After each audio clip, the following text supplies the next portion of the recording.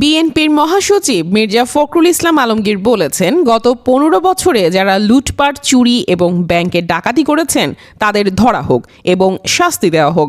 তবে তিনি প্রশ্ন তুলেছেন, লুটপাটকারীদের যে শিল্প কারখানাগুলো বন্ধ করে দেওয়া হয়েছে তার ফলে যে ১৪ লাখ মানুষ বেকার হয়ে গেলেন তাদের কি হবে। তিনি মনে করেন এই বেকারত্ব সৃষ্টি না করে বরং এই কারখানাগুলোকে কিভাবে আবার চালু করা যায় এবং মানুষগুলোর কর্মসংস্থান সৃষ্টি করা যায় সেটাই সরকারের দেখা উচিত।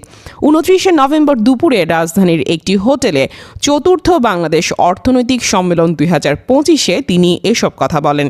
তিনি আরও বলেন, আপনি যদি বিএনপির রেকর্ড দেখেন, অতীতে প্রত্যেক সময় যখনই বিএনপি ক্ষমতায় এসে দেশ পরিচালনার দায়িত্ব পেয়ে সবচেয়ে বেশি গুরুত্ব দিয়েছে অর্থনীতিতে।